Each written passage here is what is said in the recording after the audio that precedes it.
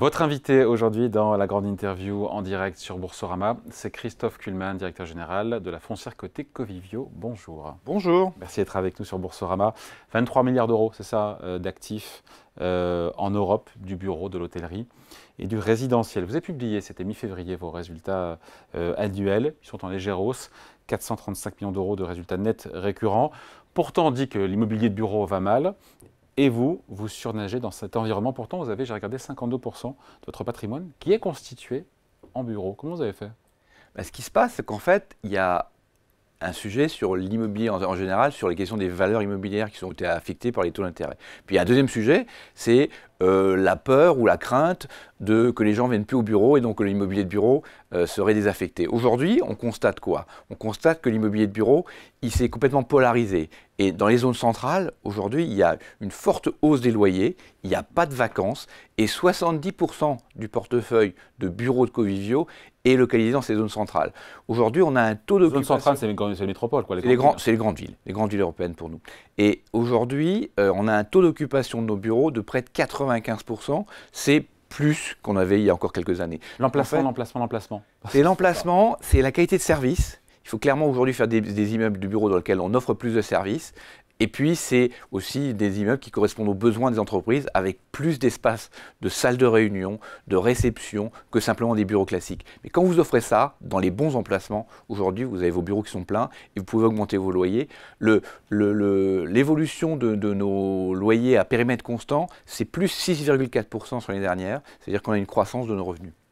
En lien, encore une fois, avec quoi? Avec la réindexation, enfin l'indexation des loyers de bureaux sur l'inflation au moment des renégociations de baux, ou pas seulement, je sais pas. En fait, il y a d'une part les effets d'indexation. Les baux sont en effet indexés sur un indice qui s'appelle l'ILAD, qui est un mélange du PIB, de l'inflation et de l'indice du coût de la construction. Et ça a donné quoi alors? Ça a donné entre 7 et 8%, bien sûr, et 6% c'est encore de l'année. C'est même pas de la relocation. En fait, il y a un élément favorable lié à l'indexation. Et puis après, il y a sur les zones centrales, dans Paris aujourd'hui, les loyers ont dépassé le cap de 1 000 € du mètre carré, à un prix qu'on n'avait jamais connu. Bon, et bien sûr, moins le cas en périphérie. Et donc, quand on dit qu'il y a 5 millions de mètres carrés de bureaux vides, disponibles, obsolescents, on en parlera après pour la possible reconversion dans un logement, mais juste tous ces bureaux vides, vous, pas concernés? Si, on en a aussi, puisqu'on a 70%, je vous dis, de nos bureaux qui sont aujourd'hui dans les centres-villes. On a 25% de notre patrimoine de bureaux qui est dans les grands business hubs, c'est le Croissant Ouest, c'est la Défense, par exemple, en région parisienne, et sur lesquels il y a aujourd'hui une situation un peu différente, parce que là, il y a une suroffre, en effet, il y a une suroffre de produits, donc les loyers là sont plutôt orientés à la baisse. Donc à nous de trouver l'équilibre entre le bon prix par rapport aux produits. Et puis, il y a... Et donc, il faut faire des petits efforts. Il faut faire des efforts locatifs sur ces bureaux-là, où là, les loyers sont clairement plutôt orientés à la baisse. Et puis, il y a le reste du patrimoine de bureaux, ce qui est dans les zones aujourd'hui où il n'y a plus de demande locative.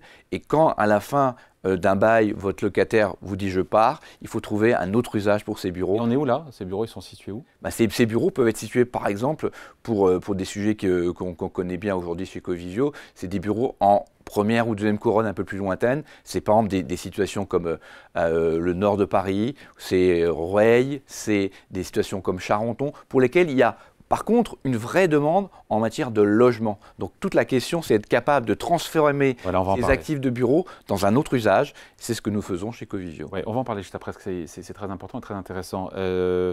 Donc les revenus de bureau, ils n'ont pas baissé au final? Non, ils n'ont pas baissé. En périmètre constant, ils ont progressé sur l'exercice 2023, puisque, encore une fois, il y a eu plus d'impact de l'activité de centre-ville que de l'activité périphérique. Voilà. Et puis, il y a eu au global, parce qu'il n'y a pas que ça, il y a de l'hôtellerie à hauteur de 17% de vos revenus. Le rebond de l'hôtellerie vous a aidé? Le rebond nous a beaucoup aidé, puisque, en fait, aujourd'hui, on a totalement effacé la crise du Covid dans l'hôtellerie. Les performances de 2023 sont largement supérieures à 2019. Il y a une forte augmentation des prix moyens sur les hôtels. Et aujourd'hui, on a près de 15% d'évolution à périmètre constant de nos revenus hôteliers par rapport à 2022. Et on est largement au-dessus de 2019. Et les perspectives sur l'année qui vient sont excellentes, avec les Jeux Olympiques bien sûr en France, avec l'euro en Allemagne, etc. Et c'est pour ça, Christophe Kuhlmann, que vous vous renforcez dans votre propre filiale hôtellerie. Vous vous montrez à 52% d'ici la fin du mois d'avril. Vous souhaitez arriver à quel niveau?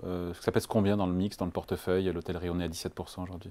Alors l'hôtellerie, c'est un secteur dans lequel on est depuis 20 ans. On a créé... Et vous y faites quoi, pardon, parce que vous n'êtes pas hôtelier à la base? On est propriétaire des Voilà, murs, c'est ça. mais on est aussi, dans certains cas, exploitant hôtelier. Gérant et exploitant. Mais notre métier principal, c'est bien sûr d'être investisseur immobilier. Pourquoi vous êtes gérant exploitant? Parce que ce n'est pas votre métier, ça, à la base. C'est notre métier. Dans certains cas, ça permet d'ajouter de la valeur. Notre métier principal, c'est d'être immobilier, d'être propriétaire immobilier. Mais dans certains cas, être propriétaire également des fonds de commerce, ça permet d'additionner de la valeur sur nos projets immobiliers. Mais pour revenir sur pourquoi, et on se renforce dans ce secteur d'activité, on y était depuis 20 ans, on a créé une société qui s'appelle aujourd'hui Covivio Hôtel, avec d'autres actions institutionnelles.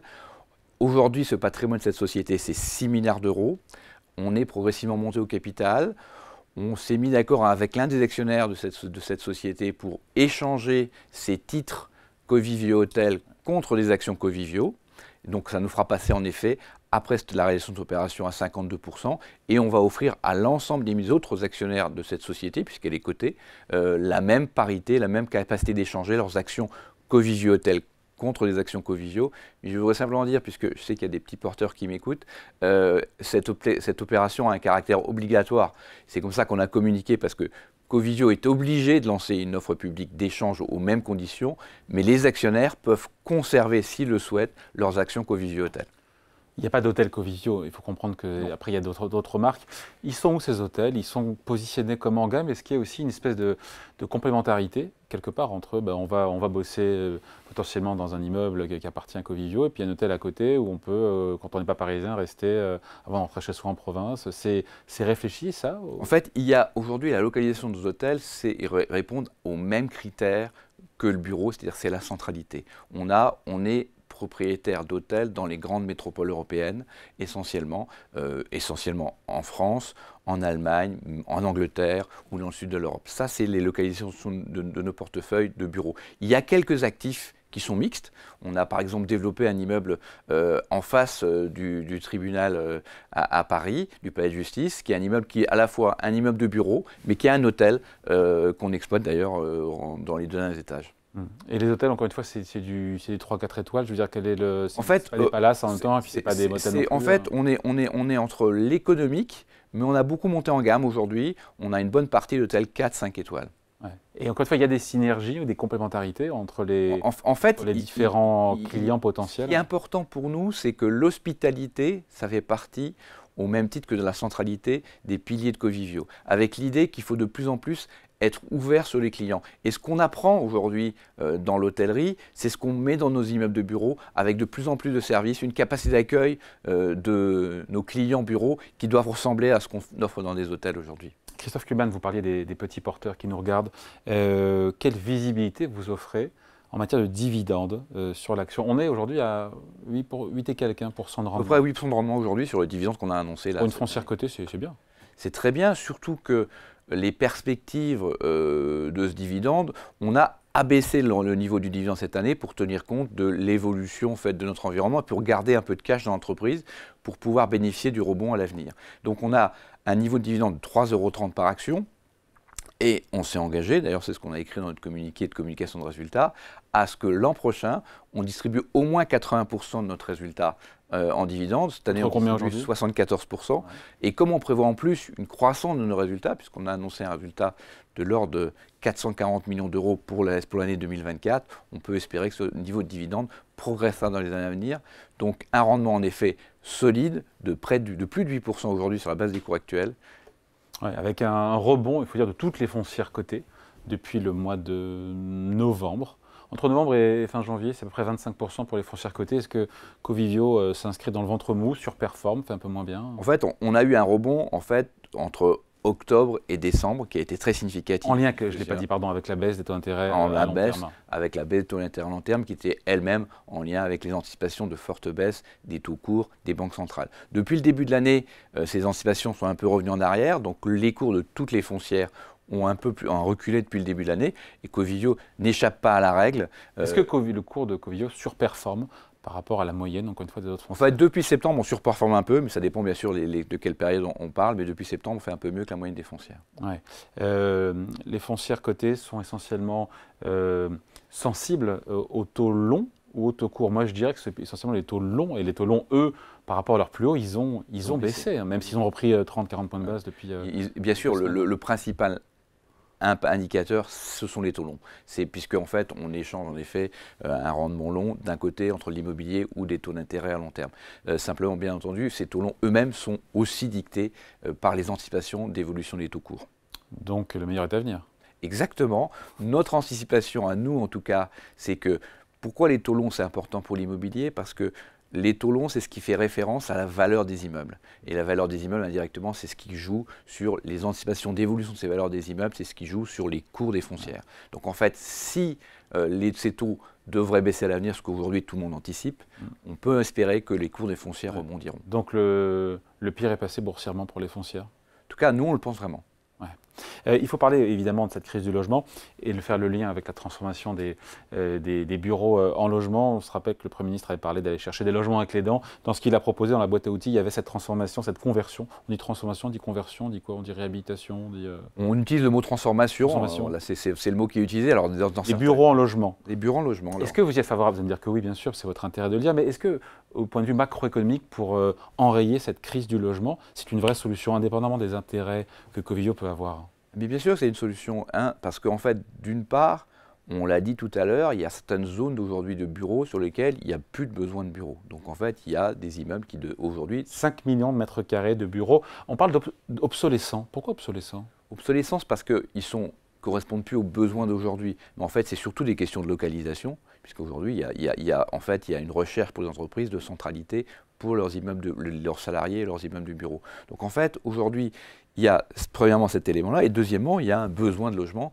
qui est réel. Donc il y a une convergence à trouver. Après, il faut trouver des équilibres économiques. Il faut aussi trouver, bien sûr, des élus qui soutiennent ces projets de transformation. Oui, mais… C'est tous les sujets sur lesquels on est confronté. Mais chez Covivio… l'enfer est pavé de bonnes intentions. Exactement. Mais chez Covivio, on a depuis 2016 créé une équipe dédiée interne pour s'occuper de la transformation de nos propres patrimoines de bureaux obsolescents en logements. Et aujourd'hui, on a livré plus de 200 logements, totalement vendus. On a 1400 logements en construction sur des anciens sites de bureaux. Hein. Et on résout une partie du déficit d'offres de logements au-delà de Covivio, hein, avec cette transformation possible de bureaux en logements. Bien sûr, on en résoudra une partie. Bien sûr, ce sera une partie du sujet, mais on en résoudra une partie, évidemment. Et beaucoup d'opérateurs aujourd'hui prennent ce sujet à bras-le-corps pour trouver des solutions à la fois pour ces friches immobilières, on va dire ça comme ça, et puis pour le sujet du logement. Ouais, j'ai aimé pudiquement l'équilibre économique et puis les maires, mais ces deux écueils sur lesquels il faut en parler. Ces transformations, elles sont coûteuses, elles sont complexes. Coûteux, c'est l'équilibre économique, et complexe, c'est notamment effectivement avoir l'autorisation des maires. Pourquoi les maires? On comprend bien, parce que ça veut dire avoir de nouveaux administrés, de nouveaux habitants, à qui il faut fournir des services, et comme ils ne touchent plus la taxe d'habitation, c'est compliqué pour eux de dire oui. Pardon, je résume mal ou je résume vous résumez parfaitement bien, comme toujours d'ailleurs. C'est vrai, c'est une réalité. Non, mais pour les élus, en effet, c'est pas facile. Pourquoi? Parce que la taxe d'habitation, il y a de la compensation qui a été faite, mais sur la base des chiffres antérieurs. Mais créer de nouveaux logements, ils ne sont pas compensés par de nouveaux revenus fiscaux. Ça, c'est une réalité. Donc en fait, ça, c'est les effets secondaires qu'ont peut-être Emmanuel Macron a mal mesurés quand il a choisi de supprimer la taxe d'habitation. J'imagine. Aujourd'hui, c'est un vrai effet pervers de la suppression de la taxe d'habitation. Bon, ça, c'est pour le côté coûteux. Comment on trouve l'équilibre? Il y a un équilibre économique à trouver quand on transforme un bureau en logement? En fait, tout dépend de la localisation et de la capacité qu'on a à avoir un bon prix de sortie pour le logement. Je donne un exemple, on a un immeuble à Nice, qui est un immeuble qui était loué à Enedis, donc le groupe EDF historiquement, de 25 000 m² sur les hauteurs de Nice. Aujourd'hui, on est en train de discuter avec la municipalité de Nice pour obtenir une autorisation pour le transformer en logement, en fait, pour en démolir une partie, reconstruire, et on essaye de trouver un équilibre économique qui peut fonctionner. On avait un immeuble à Bordeaux, au nord de Bordeaux, qui était loué IBM sur un grand terrain, qu'on a retransformé, démoli pour refaire du logement, et on a trouvé un équilibre économique satisfaisant à la fois pour la collectivité et pour Covivio. À chaque fois, c'est des débats et des ajustements de valeur éventuellement à faire, dans certains cas, mais en tout cas, plutôt que d'avoir un immeuble vide, il vaut mieux essayer de trouver des solutions économiques. Donc ça serait a priori moins rentable pour vous, ou il y a vraiment une rentabilité à trouver cohérente avec la rentabilité d'une foncière et d'un... En tout cas, quand vous n'avez pas d'usage pour en faire autre chose, C'est mieux ça que de rien faire. c'est mieux que ça que de rien faire. Et en plus, ça règle une partie du sujet du logement. Donc je pense qu'on essaye de traiter ces sujets. Toute la profession prend ce sujet à bras-le-corps aujourd'hui parce que c'est son intérêt et en même temps c'est l'intérêt aussi de la société. Oui, tout à fait. Je pense qu'aujourd'hui, il y a une vraie volonté collective d'aller dans ce sens-là. Et en quoi le politique peut aider, le législatif peut aider? En fait, il faut simplement appliquer la réglementation. Par exemple, il y a une loi qui s'appelle la loi Elan qui permet d'augmenter la constructibilité quand on crée ou quand on transforme des bureaux en logements. Il faut simplement que les maires acceptent d'appliquer, d'autoriser en fait ces mètres carrés supplémentaires qui là permettent d'avoir un équilibre économique supplémentaire. Dans certains cas, c'est possible. Dans certains cas, c'est un peu plus compliqué. Je ne me rends pas compte, c'est quand même compliqué quand on a une tour de bureau, de tout transformer ça en logement. On repart d'une page vierge, une page blanche, ou est-ce que... parce que ce n'est pas les mêmes... je ne suis pas architecte, mais... Vous avez bien raison. Il y a certains cas, la meilleure solution, c'est de démolir et de reconstruire. Oui, donc c'est plus une conversion, là. C'est plus une transformation. C'est plus une transformation, mais c'est un usage qui se transforme. Dans d'autres cas, on a un exemple à Rueil, où on a un immeuble de bureau qui était, c'est entre Rueil et Suresnes, qui était aujourd'hui du bureau, et avec le même architecte qui a conçu cet immeuble, c'est Jean-Paul Viguier, on va transformer cette opération, on fera du logement en conservant le bâti, et les deux municipalités de Suresnes et de Rueil, d'ailleurs, supportent largement ce projet. Donc c'est possible. Ça dépend des... Combien de logements ça fera? Cette opération devrait faire à peu près 80 logements.